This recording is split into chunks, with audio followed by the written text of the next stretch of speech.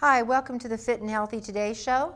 And today our topic matter is the discussion of salt, particularly Himalayan salt, pink salt. You know, salt is a very controversial topic. And you know, I have a lot of doctors now that recommend that their patients keep their salt or sodium content low, and because of blood pressure issues and kidney issues and a load of other health issues. And so I did some research on this. You know, I recently opened a store in which we feature Himalayan salt lamps and Himalayan salts and all that type of stuff here in Lompoc. And I'd done some research, but never to the depth that I have done, that I'm going to present to you today. And so I think it's really important that you recognize there's a difference in salts, complete difference in salts. And I think maybe I can educate you a little bit so you have a better idea of what type of salt to use and what the benefits of real salt are and what the destructive abilities of table salt can be. So when we define salt, okay, the word salt originally comes from the Latin word for sun or soul, and the Celtic German word for holy, wholeness, or sound vibration. So Himalayan sea salts or pink sea salts consist of sodium chloride, but they also have calcium, magnesium, potassium, and 72 other trace minerals at different variances. Now, your body requires 0.007 ounces of salt per day. Now, this is real salt, active, living salt that's compressed for millions of years under the right conditions. Most salt mines that we have out nowadays that process sea salt have not been under extreme amounts of pressures like you're going to get like within the Himalayas, where you've got so much pressure that it's made these salts into crystalline forms that are actually live salt forms. Now, the average consumption of table salt, now mind you, I said 0.007 ounces of salt per day. The average consumption of table salt per day is 0.4 to 0.7 ounces per day. Now, you can do the math on that, and you can pretty much see that's 10 times the amount of sodium. 100 times the amount of salt that you should be getting in one day, primarily because table salt is not real salt. It's sodium chloride. So remember, most sodium chlorides, 93% of them, are used for industrial uses. But the other 7% is put in our food. So when you look at a can of soup and you see a 700, 800 milligrams of sodium, that is sodium chloride. That's junk.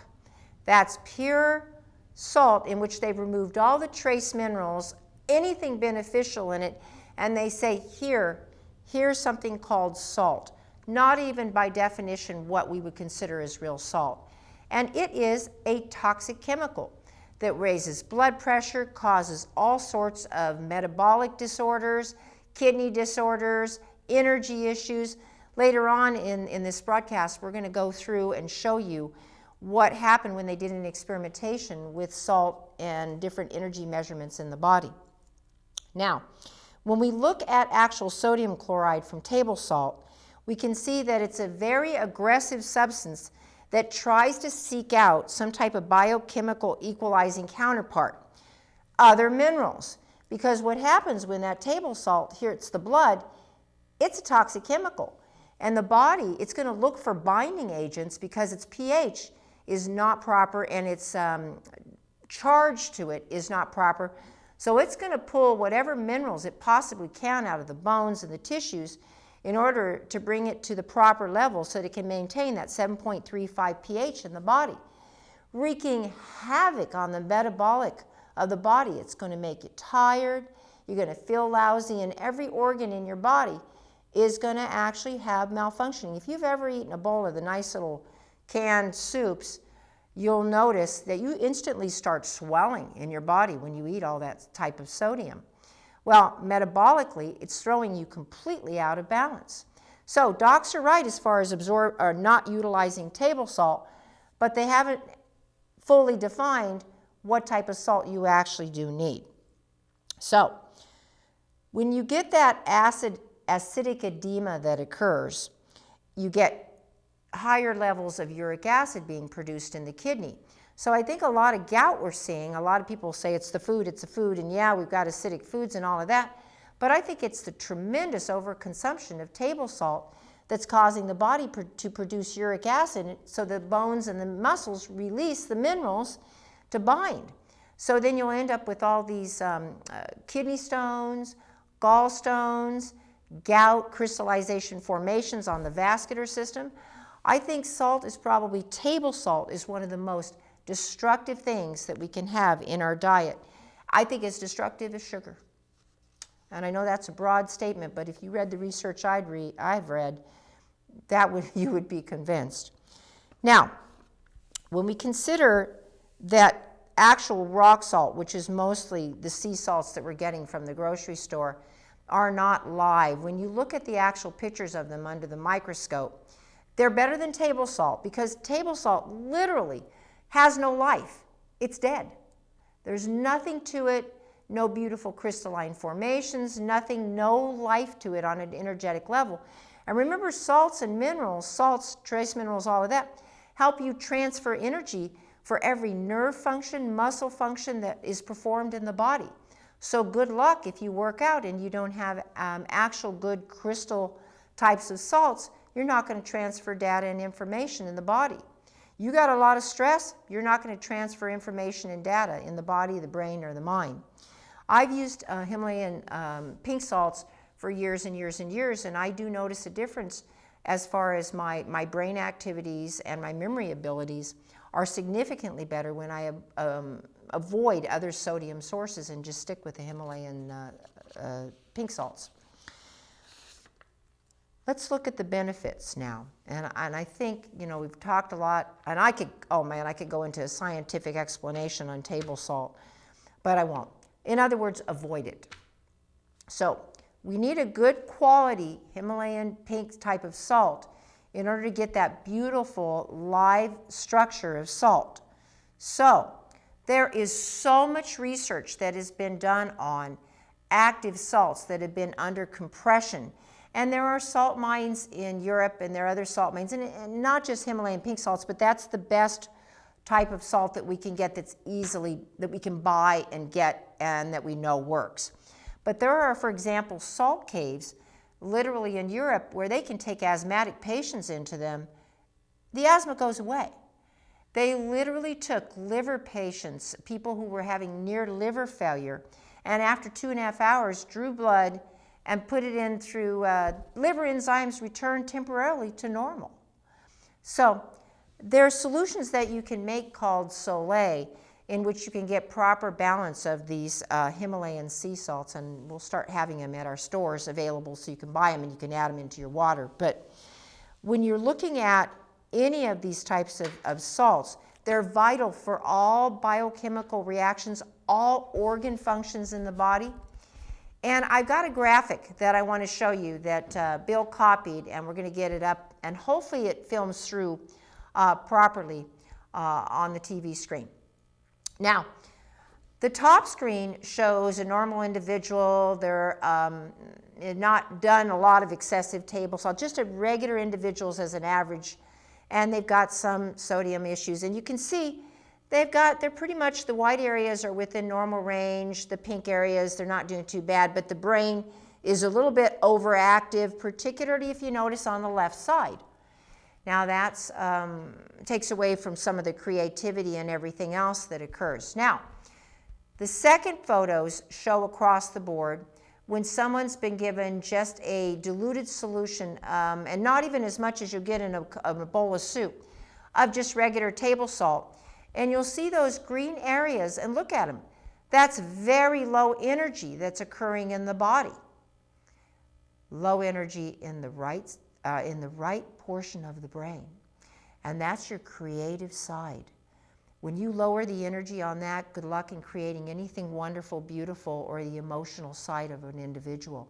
The lack of compassion, all of that occurs when you lower the energy in that right side of that brain. Hence why we probably have so many left-sided brain people who only think analytically and never bring and involve any compassion or emotion. So literally, ADD people or people who have any focus and concentration, this will just disable them if you do regular table salt.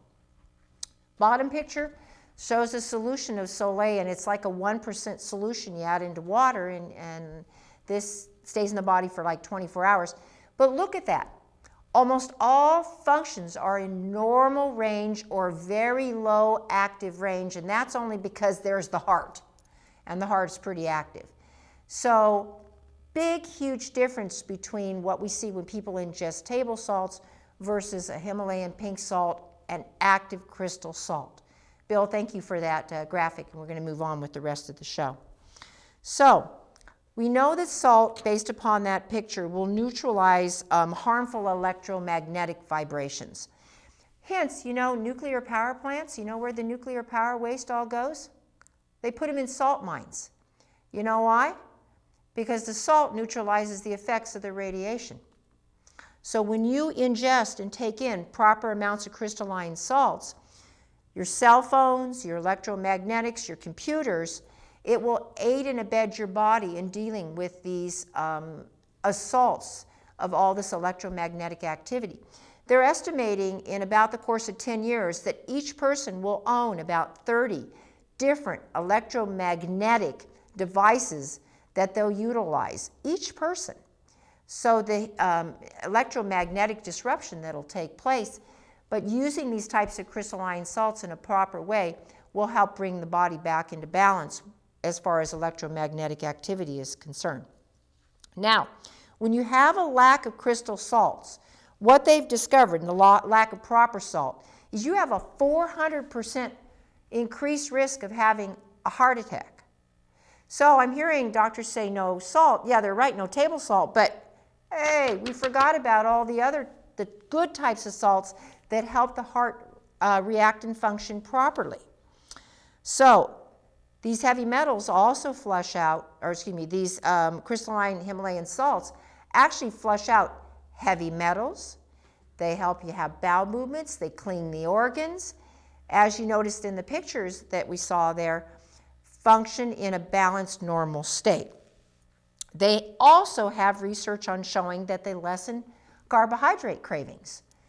Boy, oh boy, I'm hearing day and night, what can I take for carbohydrate cravings?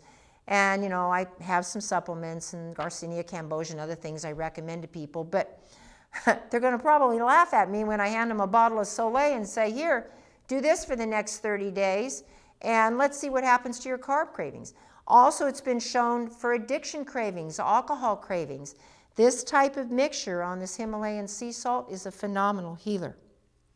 Now, you can also bathe in these types of salts. And literally, with a proper 1% solution, it takes probably about 2 pounds of that Himalayan salt. And it literally can pull out toxic chemicals out of the body, bring the pH back into normal. And for psoriasis and eczema, there's some wonderful clinical studies on those Himalayan sea salts being able to help bring in the healing properties on the skin as well, too. I know me, I have suffered off and on from eczema and psoriasis for since I was a little kid, and they make a tremendous, every day I put that in my bath water, and it makes a tremendous difference in the health of my skin when I do it. When I forget it, it doesn't work. Now, we also do have Himalayan salt lamps available, and what you can do with those is you plug them in, and depending on the size of the lamp, what happens is the light bulb that's inside warms the salt. Takes it a couple hours, but after a couple hours, you'll get an 8 to 12 hour span around you of negative ions that you're breathing in that literally, if it's in the room of ADD and ADHD kids, can make a tremendous difference in their overall actions and reactions in the brain. You saw that graphic that Bill put up, and it was just a phenomenal difference in how the electromagnetic activity was reacting in all the organs in the body. So there are ways that you can actually take it with you as well, or plug it near computers and that type of thing. A lot of information in a very short period of time, but I want you to have the best idea or information available so that you know when you come in to a good health food store, whatever. You grab the Himalayan pink salts, proper usage, we won't see a spiking of blood pressure, beneficial health. So don't ignore salt. It can be very healing and very beneficial. Thank you very much for joining this portion of our show. Next, we're going to be moving on to the research portion of our show. Thank you very much.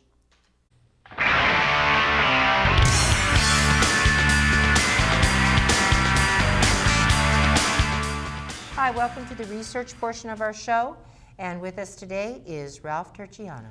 Well, remember a game, thank you for the intro. Remember a game growing up as a child, they used to be called Ding Dong or Doorbell Ditch, that we used to play when life was a little easier? Well, the media likes to play a game too. Kind of like Doorbell Ditch or Ding Dong Ditch, but what they like to do is come out, say something, and then go run under a rock and hide. Kind of like we did as kids. Well, in this well-observed meta-analysis, the media came out and made a statement which obviously requires a little bit of rebuttal, albeit so very short, saying vitamin pills are a waste of money, experts warn.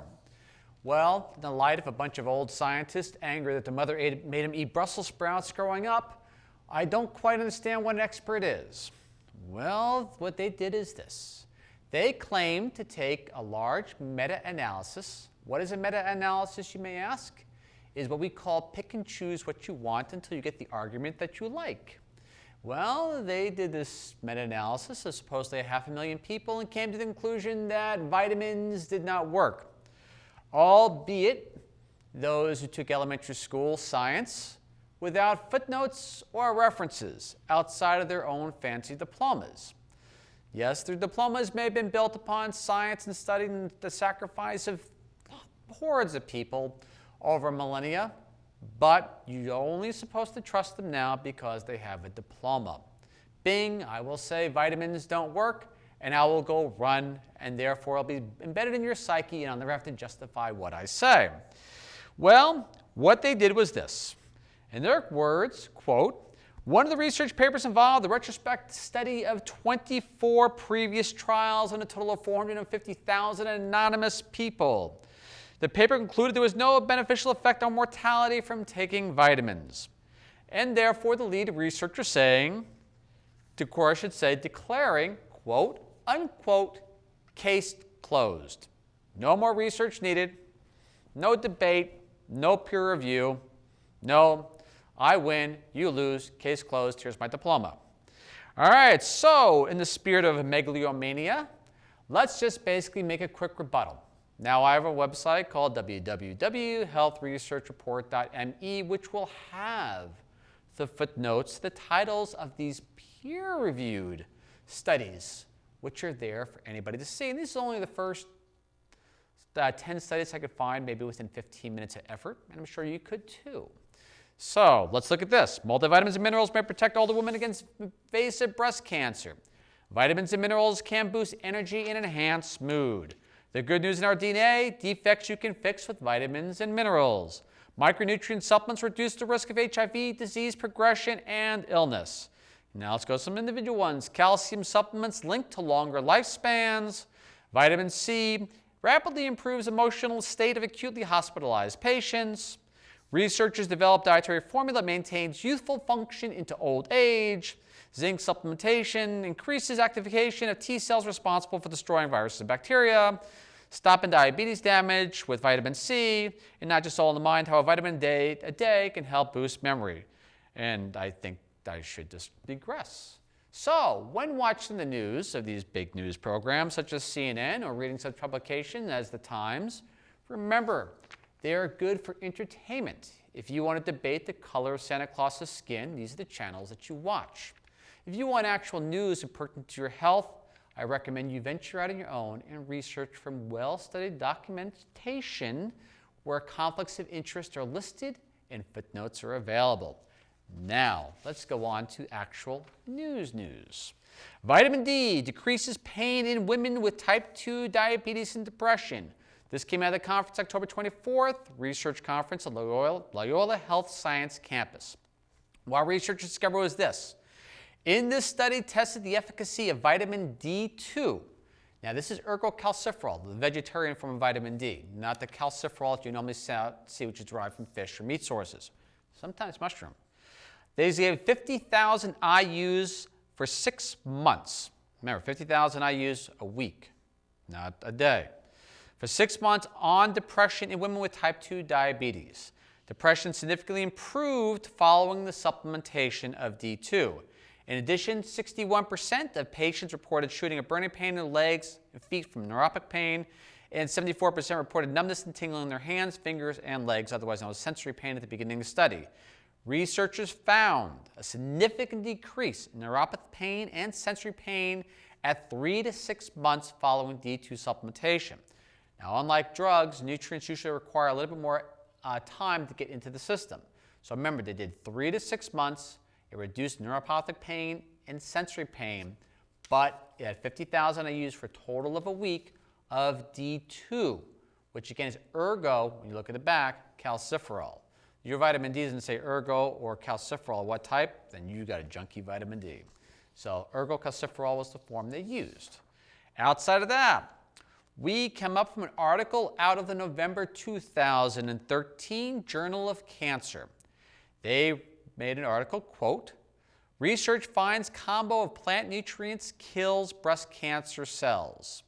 They have found that a super cocktail of 6 natural compounds in vegetables, fruits, and spices and plant roots killed, this is their words, 100% of sample breast cancer cells without toxic effects on normal cells.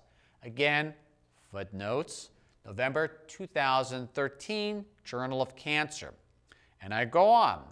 Our primary cause of both recurrence of breast cancer and deaths in a small group of cancer stem cells that evade therapy. So they wanted to get something that got down to the stem cells. These often multi-drug resistant cells have the ability to generate new tumors. That's why it reoccurs, even though people think they're in the clear. So it's critically important to develop new approaches to more effective and safer treatment of prevention of breast cancer. That's a good doctor. He's looking out for the patient. All right, the research team tested 10 known protective chemical nutrients found in foods like broccoli, grapes, apples, tofu, turmeric, otherwise known as Indian curry, before settling upon 6, which was curcumin, known as turmeric to them, isoflavone from soybeans, indole-3-carbinol from cruciferous plants, C-phytocyanin from spirulina, resveratrol from grapes, and quercetin from fruits, vegetables, and tea. They found the compounds, in their words, were ineffective individually. Now remember, I don't know the doses they utilized. I'm only going by what they say. And basically, individually, when combined, though, the super cocktail suppressed breast cancer cell growth by more than 80%, inhibited migration and invasion, caused cell arrest, and triggered the process leading to cell death, resulting in the death of 100% of breast cancer cells. The researchers observed no harmful effects on the control cells. Again, knowing how breast cancer is pervasive in the United States alone, this is actually news. This is what a real news channel would report, not hyperbole. All right, after that, another article that was breaking ground. This one came out of the University of Missouri and was published in, I believe, last month's November issue of Neuroscience Letters. What it was this. Natural compound mitigates effects of methamphetamine abuse. University of Missouri researchers find. Studies have shown that resveratrol, a natural compound found in colored fruits and vegetables, also one of those compounds they used in the breast cancer study, especially from grapes, may minimize the impact of Parkinson's disease. This is where they came up to methamphetamine, because methamphetamine use damages the neurons or dopamine receptors very similar to the way Parkinson's does. It says in Parkinson's disease, stroke, and Alzheimer's disease, and those who maintain a healthy diet who regularly take resveratrol supplements. Now, researchers at the University of Missouri have found that resveratrol may block the effects of the highly addictive drug methamphetamine. They said with repeated methamphetamine use, dopamine neurons may degenerate, causing neurological and behavioral impairments similar to those observed with people with Parkinson's disease. Resveratrol has been shown to regulate these dopamine neurons and to be protective in Parkinson's disease, a disorder where dopamine neurons degenerate. Therefore, we sought to determine if resveratrol could affect methamphetamine-induced changes in the brain. It says right now there is no consistent, effective treatments to help people dependent on methamphetamine. Their initial research suggests that resveratrol can be included in a treatment regime for those addicted to methamphetamine and has a potential to decrease the craving and desire for the drug. Interesting for those who are addicted to methamphetamine. Resveratrol has the impact of not only protecting you while you're on it, but it also has the ability to help you decrease your cravings for it. So again, that's pretty important and that's pretty significant. Again, they didn't recommend the dosage on this one, but however, usually it's between 50 and 100 milligrams, sometimes as high as 200 milligrams of resveratrol. Again, out of the journal, I should say not journal, the Neuroscience Letters. And now to the organic debate. And obviously, John Stossel is nowhere around here, if you guys are familiar with the past in regards to organics and being, how would you say, sidelined. And this came to milk. What they discovered was this. In a titled article from Washington State University, researchers see added nutritional benefits on organic milk. Not just a little bit, but here I go. Organic forage raises levels of beneficial fats. Yeah, I guess I assume they're talking about grass-fed cattle. All right, the study is the first large-scale U.S.-wide comparison of organic and conventional milk. What they discovered was this. They were surprised to find that recommended intakes of full-fat milk from organic products supply far more than omega-3 fatty acids, even that come from fish. Something to think about. My time is up, and I appreciate you listening. Ralph, thank you very much. Once again, do your research, and I want to give you those sites to look at. Again, you can see reruns of our show if you cannot get Comcast on youtube.com/VHFilm, and then healthresearchreport.m like in Mary E. You can get some of the clinical datas. And then once again, too, if you would like more information regarding our show, regarding the research, or on the Himalayan salts or the Soleil, you can contact any of the vitamin and herb stores. Thank you again for joining our show.